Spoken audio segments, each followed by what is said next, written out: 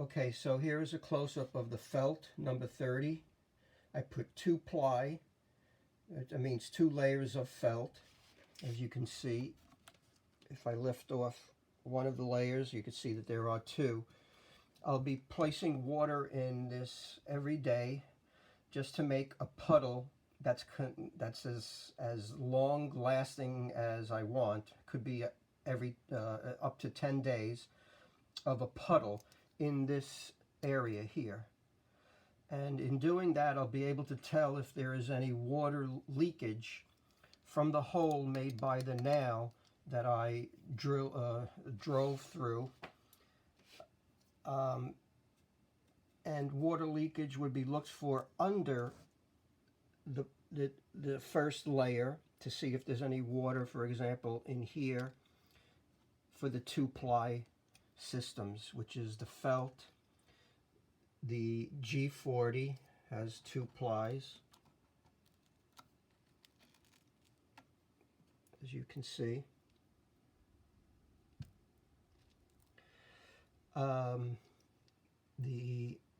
TU43 has 2 plies, so I'll be looking underneath this. The Polyglass TU Plus has 2 plies, and I will mention that there was water saturation of the very top surface, and it's saturated even beyond the barrier to here. So it saturated the top surface, which is like a cloth, and it also was able to saturate here, which I didn't like as far as the performance goes. It did not actually go, the water did not seep through completely to the second ply of the top layer, which is a cloth layer also. So that means that it did not go through the actual first ply layer to the second ply. I'm going to try this with two different times. And then we have the Polyglass MTS Plus. This is a 2 ply layer, peel and stick. I'm experimenting with one version with the nail, and then the normal way of application, which is without the nail, because it is a peel and stick. And I might add that this is also a peel and sticks, but I'm just putting the nails in just to make it a worst case scenario for these two and this one. This one is the normal way of application, just peeling and sticking the membrane down. So is this, peel and stick. Okay, the Polyglass Polyflex self-adhesive P, which is a peel and stick also, is only 1 layer. It's a cap sheet, goes on top. And this was leaking a little bit over here, but I had put more adhesive to make sure it does not leak, so that we could rule out, like I mentioned before, rule out any leakage other than the leakage that we get from the nail, perhaps. So I don't want that to be confusing. Okay, we have also the Polyflex G, which is not a peel and stick, but you nail this type down.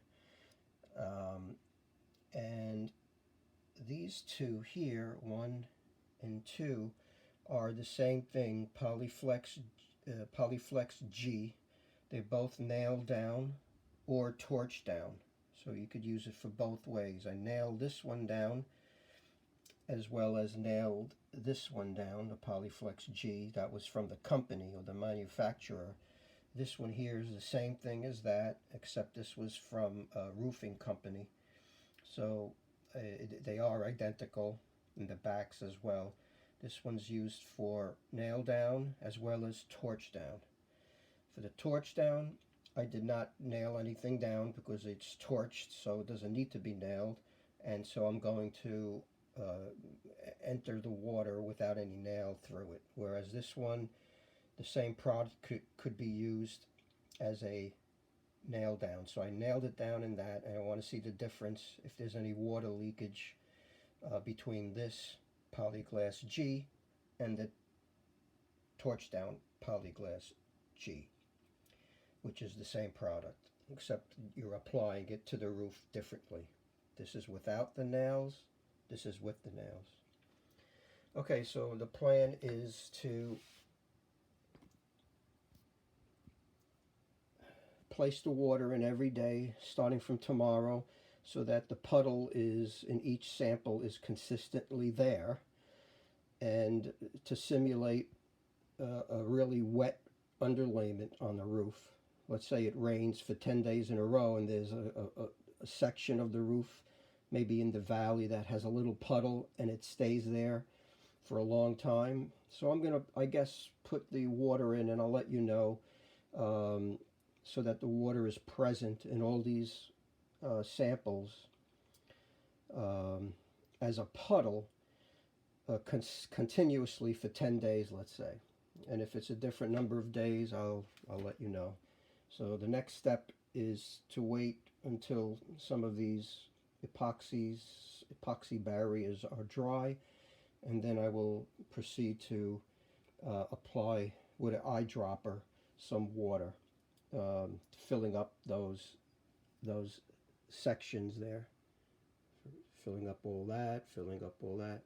I did want to add that the nails were driven in mostly at, as best as I could, at right angles, except for the first one here, the felt. It was a little bit off right angle, so I did my best to nail it down very, very much more so.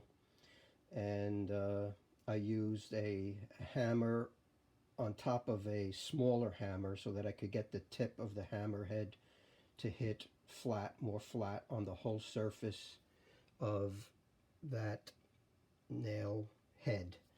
So all the nail heads were driven in basically where the head is really touching, the whole circumference of the nail heads are touching the surface of the underlayments. You can see how they were kind of like bent. They're not so flat, but they're kind of bent so that, you know, I could get a best kind of like a situation where the head is completely touching, at least in some way, the top of the underlayment, and so that we could say that the water would be less likely to go through underneath that nail head into the hole created by the nail itself. So I did my best with that. I'm not a roofer, so but we'll see. It's not perfect. The nailing, I guess if it was a roofer doing it, it might be a better, a more secure scenario, and less likely for water to seep underneath the nail head, the large round nail head, into the hole made by the nail. So in this case, it's less perfect, so that maybe that's better, so that we could see if in worst case scenario, where a roofer might nail in a nail, maybe not so perfectly, would the water still penetrate into the underlayment and through and into the substrate underneath it, the wood deck, aka. Okay, we'll be videoing another segment afterwards, after I apply the water. That'll be probably tonight or tomorrow.